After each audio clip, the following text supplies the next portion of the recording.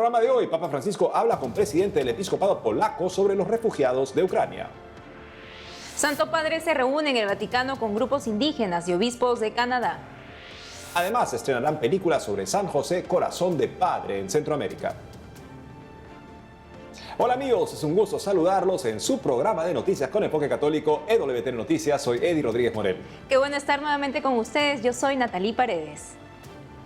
Iniciamos el programa con noticias de la guerra en Ucrania.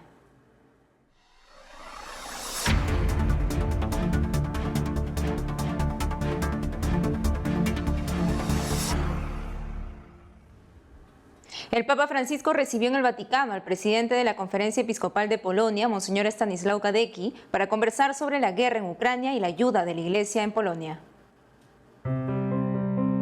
El Papa Francisco recibió en el Vaticano al presidente de la Conferencia Episcopal de Polonia, Monseñor Stanisław Gadecki, para conversar sobre los efectos de la guerra en Ucrania y cómo la Iglesia en Polonia está respondiendo al conflicto acogiendo a miles de refugiados.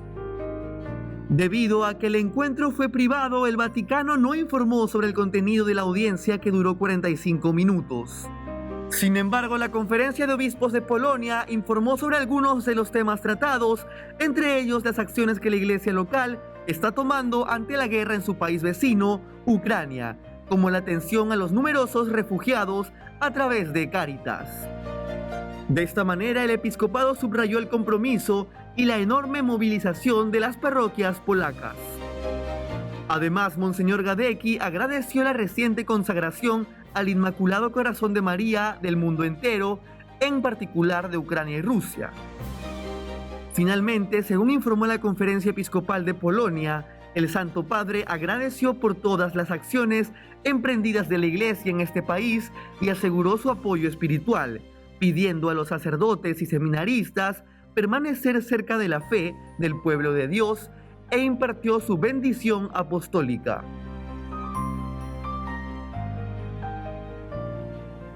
Y el Papa Francisco bendijo una ambulancia que el cardenal Konrad Krajewski llevará a Ucrania en su segundo viaje a esta nación.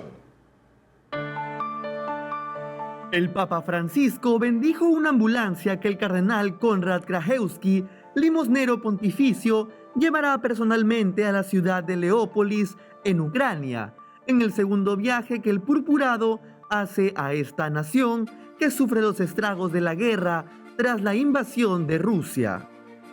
Según informa Vatican News, el cardenal Krajewski viajará al país europeo luego de haber presidido la consagración de Rusia y Ucrania al Inmaculado Corazón de María en la misa que celebró en el santuario de Fátima, en Portugal, en la que participaron unos 15.000 fieles, los obispos del país y el presidente de esta república. De esta manera, el cardenal Krajewski dijo sobre la consagración que ante la Virgen de Fátima pidió protección para Ucrania, pero también para la misión que realizará volviendo al país. Finalmente, el purpurado resaltó que con la fe se detiene la guerra y con toda su fe irá a Ucrania para ver las consecuencias concretas del acto de encomendarla a María.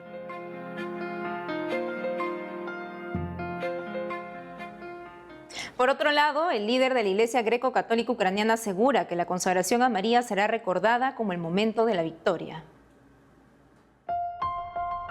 Los obispos de la Iglesia Greco-Católica Ucraniana se unieron al Santo Padre en la consagración de Rusia y Ucrania al Inmaculado Corazón de María el 25 de marzo. De esta manera, encabezados por su beatitud Sviatoslav Shevchuk, participaron en una celebración que tuvo lugar en la Catedral de la Madre de Dios, Sarmanitsia, un santuario mariano del oeste de Ucrania. Dirigiéndose a los fieles tras la consagración, el líder de la Iglesia Greco-Católica Ucraniana dijo que se trataba de una ocasión histórica y que en su momento se contará a las futuras generaciones que este fue el momento de la victoria, cuando se entregó el destino de Ucrania en manos de la Santísima Virgen María. Además, su beatitud Sviatoslav añadió que la guerra que libra hoy Rusia contra Ucrania es una lucha espiritual entre el bien y el mal. A continuación afirmó que están unidos con los obispos de todo el mundo y aseguró sentir que el mundo entero está hoy con ellos. Por ello agradecen al Santo Padre Francisco, con quien vivieron estos momentos especiales y únicos.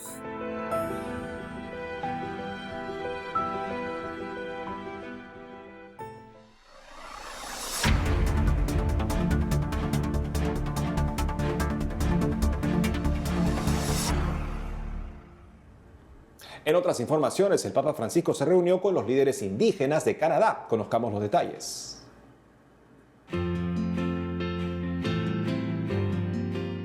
El Papa Francisco recibió en el Vaticano a 2 grupos de representantes de poblaciones indígenas de Canadá este 28 de marzo, que fueron acompañados por algunos prelados de la Conferencia de Obispos Católicos Canadienses. Según informó la oficina de prensa de la Santa Sede, se trataron de 2 audiencias diferentes de 1 hora cada una, y en las que el Papa quiso escuchar y dar espacio a historias dolorosas de algunas víctimas de abusos. Como se recuerda, en junio de 2021, el Papa expresó su dolor por el descubrimiento de tumbas no identificadas con los restos de 215 niños indígenas en una antigua residencia católica de Canadá. Por el momento se desconoce de qué forma murieron los menores y su identidad, ya que no se documentó ni las muertes ni los enterramientos.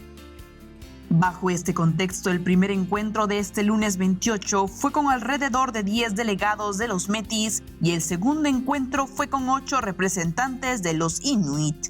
Por su parte, el episcopado canadiense indicó en un comunicado oficial que en el último año ha ocurrido en todo el país un debate nacional sobre la trágica historia de los internados en Canadá y señalaron que se están llevando iniciativas para caminar juntos hacia la curación y la reconciliación, por lo que el encuentro del Santo Padre con supervivientes, indígenas, ancianos, guardianes del conocimiento y jóvenes proporcionará información relevante para los recursos educativos y espirituales de este proceso. Cabe señalar que las 2 audiencias con el Papa de este lunes 28 de marzo fueron la primera actividad de las varias que realizarán las delegaciones indígenas con algunos obispos durante los 5 días que estarán en el Vaticano. En otras noticias, el presidente de la Conferencia Episcopal de Polonia expresó al Papa Francisco su preocupación por el camino sinodal que realiza la Iglesia en Alemania.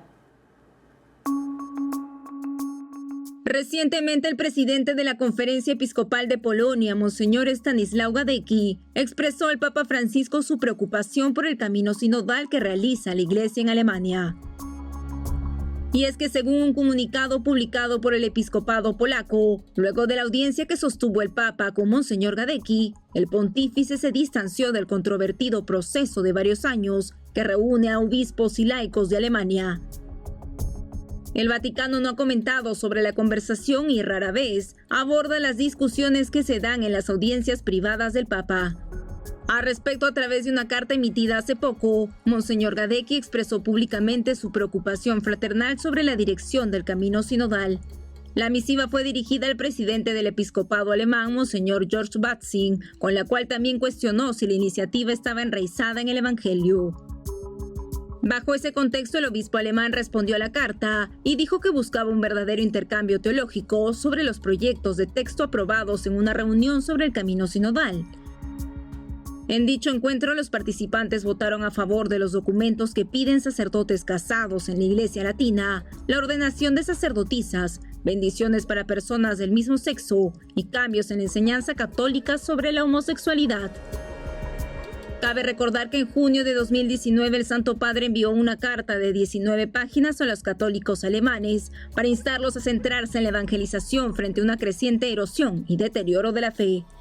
Asimismo, los comentarios públicos más recientes del Papa sobre el camino sinodal alemán se produjeron en septiembre de 2021 en una entrevista donde, respondiendo al comentario del entrevistador de que la Iglesia había enfrentado desafíos similares en el pasado, dijo que sí, pero que tampoco sería demasiado trágico, ya que señaló, no hay mala voluntad en muchos obispos con los que habló.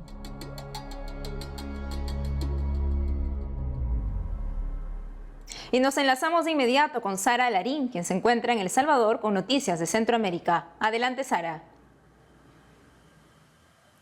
Hola amigos, los saludo desde la ciudad de San Salvador. Para iniciar con el reportaje de la información, les comento que este 31 de marzo será el estreno de la película Corazón de Padre en toda la región de Centroamérica.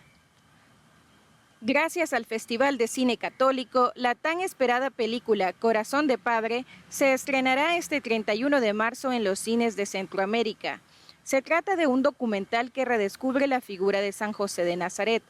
Tras un año de investigaciones, el film muestra una selección de testimonios actuales y extraordinarios de personas marcadas por la acción del santo.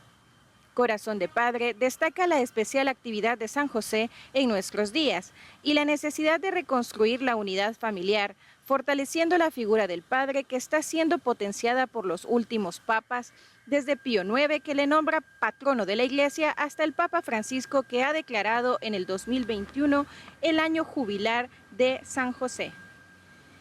En otras noticias, les informo que en la Arquidiócesis de Tegucigalpa se ha organizado una campaña en favor de la vida y la paz. Se van a rezar 1 millón de rosarios en conjunto con organizaciones de la sociedad civil por esta intención. La Arquidiócesis de Tegucigalpa, la Fundación Provida Honduras y la Agencia Católica Suyapa Medios lanzaron una campaña para rezar 1 millón de rosarios en ofrecimiento por la paz y la vida en el mundo. La campaña se desarrollará durante 9 meses, desde el pasado 25 de marzo, día de la solemnidad de la Anunciación, hasta el próximo 25 de diciembre, día del nacimiento de Jesús. La arquidiócesis realizó un llamado a toda la población hondureña para que de manera individual, familiar o comunitaria puedan realizar el rezo del Santo Rosario de manera masiva. La dinámica consiste en entrar al sitio web 1millonderosarios.com y registrar la cantidad de rosarios que se han rezado. Finalmente les comento que en la ciudad de Santo Domingo, en República Dominicana, celebraron el Día del Niño por Nacer. El pasado viernes 25 de marzo, la organización 40 Días por la Vida Santo Domingo celebró el Día del Niño por Nacer por segunda ocasión en el patio de la Catedral Primada de América, en el monumento dedicado al Niño por Nacer. Los voluntarios que rezan y ayunan durante los 40 días de la Cuaresma por el fin del aborto en el mundo participaron de la misa solemne presidida por Monseñor Francisco Osoria Acosta, arzobispo metropolitano de Santo Domingo, en honor a la Anunciación de nuestro Señor Jesucristo. Amigos, esa es toda la información que tenemos hasta el momento desde El Salvador. Informa para EWTN Noticias, Sara Larín. Adelante, estudios. Gracias, Sara. Amigos, tenemos que hacer una pausa, pero al volver, jueza pro aborto podría integrar la Corte Suprema de Estados Unidos. Además, anuncian primer encuentro iberoamericano de profesores de religión. Ya retornamos con más noticias con Enfoque Católico.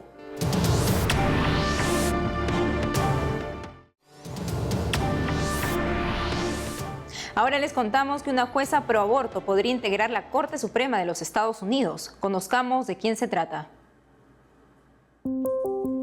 Recientemente, la candidata a la Corte Suprema de Estados Unidos, Ketanji Brown Jackson, concluyó los 4 días de audiencias dirigidas por el Comité Judicial del Senado para su posible nombramiento, al mismo tiempo que un grupo de senadores y líderes providas expresaron preocupación por su postura a favor del aborto.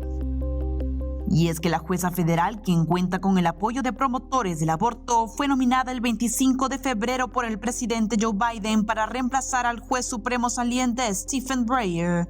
Como se sabe, el puesto de juez en el máximo tribunal estadounidense es vitalicio, de allí la importancia de las audiencias de confirmación de los candidatos en el Senado, en este caso de Jackson.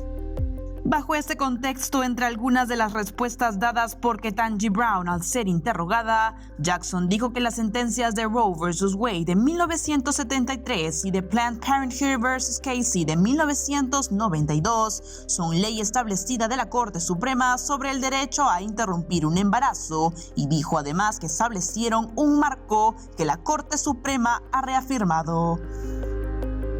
Asimismo, respondió en una de las audiencias para su posible nombramiento a las afirmaciones de que fue indulgente en sus sentencias contra quienes cometieron el delito de pornografía infantil. Al respecto, contestó que el Congreso ha decidido qué es lo que tiene que hacer un juez en este y cualquier otro caso cuando dicta sentencia, y argumentó que tal estatuto no dice que solo se miren las directrices y que tampoco indica imponer la pena más alta posible por este crimen repugnante y atroz. De igual forma, al ser cuestionada sobre cuándo comienza la vida, en su opinión, Ketanji respondió que no lo sabe, ya que tiene creencias personales, religiosas y de otros tipos que no tienen nada que ver con la ley respecto al comienzo de la vida. Cabe indicar que los demócratas quieren terminar el proceso de confirmación de Ketanji Brown Jackson antes del 11 de abril, cuando comienza el receso de Semana Santa.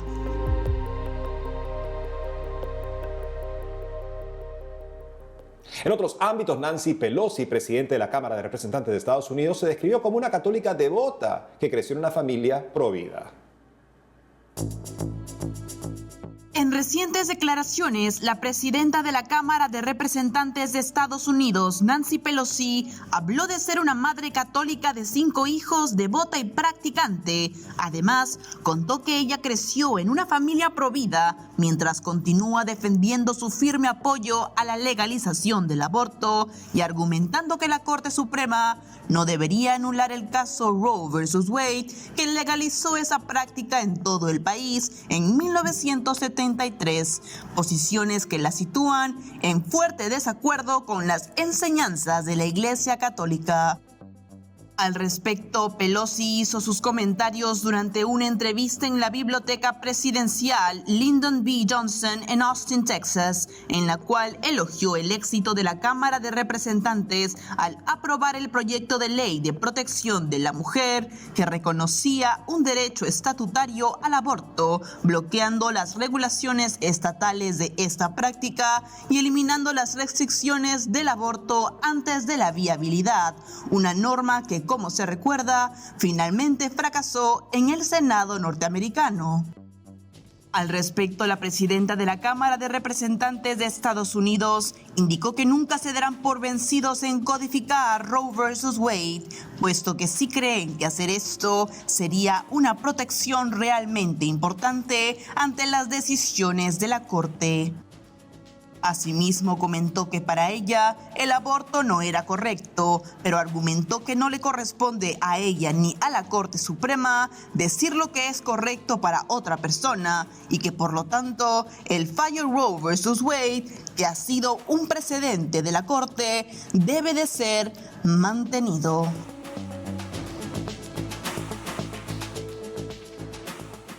En otras informaciones, un cardenal en Brasil criticó a Lula da Silva por una contradictoria declaración sobre el aborto. Veamos.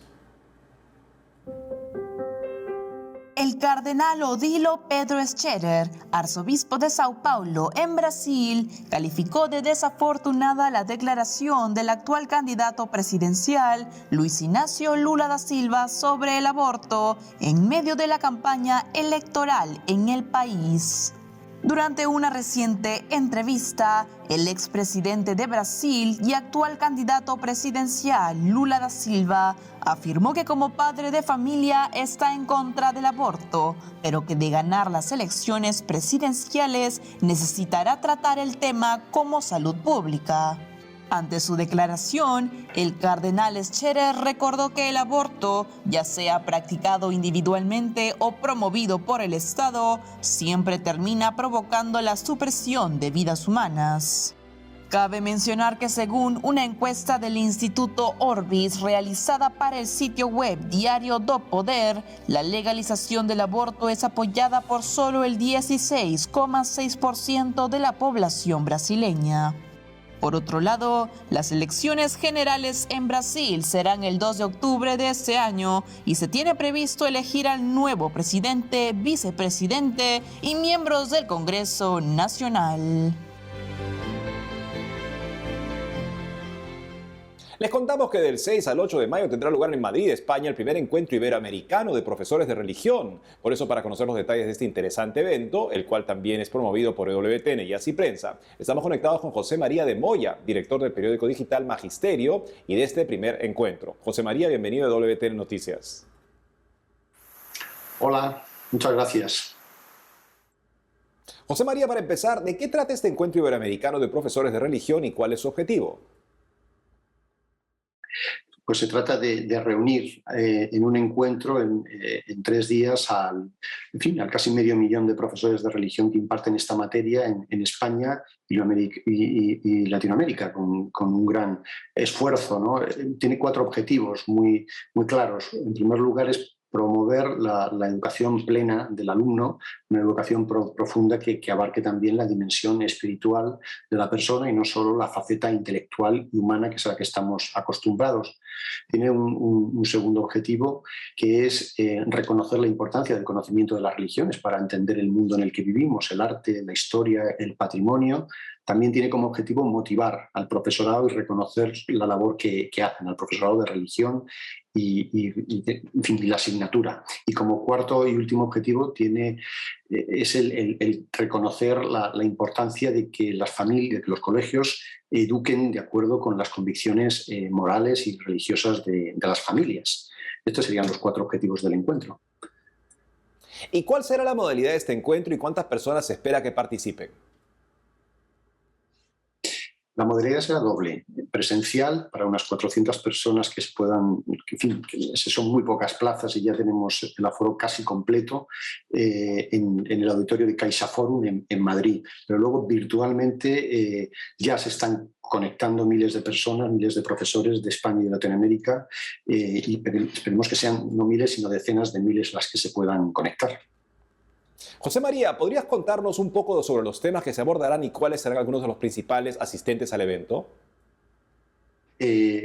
Los principales asistentes serán profesores, una decena de profesores que serán el top 10 de las dinámicas docentes de la enseñanza de la religión. Profesores que destacan por haber aplicado metodologías innovadoras y muy modernas en la impartición de la asignatura de religión. Serán unas buenas prácticas fantásticas, pero luego tenemos ponentes destacadísimos como el secretario general de la Conferencia Episcopal, Luis Argüello, el presidente de la Fundación San Pablo CEU, Alfonso Bullón de Mendoza, el secretario general de la Confederación Interamericana de Enseñanza Católica, el secretario general de la OI, clausurará el nuncio de su santidad en España. Luego tendremos un coloquio interreligioso en el que estarán presentes todas también, además de la religión católica, esas otras que tienen también acuerdos con el Estado. Y quiero destacar también un coloquio de filósofos, donde estarán presentes Carmen Pellicer, Miguel García Baró y, entre otros, Gregorio Luri, destacados filósofos que resaltarán la importancia de la asignatura de religión. Finalmente, José María, ¿cómo pueden hacer los interesados en inscribirse? Muy sencillo, entrando en una página web tan fácil como profesoresdereligion.com, y ahí está todo muy indicado pues, para poder inscribirse en alguna de esas 2 modalidades, o bien presencial o bien online. José María de Moya, director del primer encuentro iberoamericano de profesores de religión. Muchas gracias por habernos acompañado en el programa. Muchas gracias a vosotros. Gracias nuevamente, José María. Y en la siguiente nota, el cardenal George Pell afirmó que la Madre Angélica, fundadora de EWTN y quien cumplió recientemente 6 años desde su partida, movió montañas. Con motivo del 6º aniversario del fallecimiento de la Madre Angélica, fundadora de EWTN, el cardenal George Pell celebró en la Iglesia del Espíritu en Saxia una misa organizada por la oficina de EWTN en Roma. Durante su homilía, el purpurado se refirió a algunas semejanzas entre la Madre Angélica y el Hijo Pródigo, protagonista del Evangelio de este 4º domingo de Cuaresma. El cardenal australiano comparó los fuertes caracteres de ambos, aunque explicó que la Madre Angélica, a diferencia del Hijo Pródigo, no pertenecía a una familia acomodada, sino todo lo contrario. Por ello, para él, la fundadora de EWTN es un estímulo para los que nacen en circunstancias familiares difíciles. Asimismo, el cardenal Pell señaló que la Madre Angélica entró al convento cuando era muy joven y aseguró que la religiosa movió montañas. De igual manera, resaltó que era una mujer fuerte con un carácter agresivo que controlaba bien y utilizaba para obtener resultados, además de ser una mujer de profunda lucha y oración.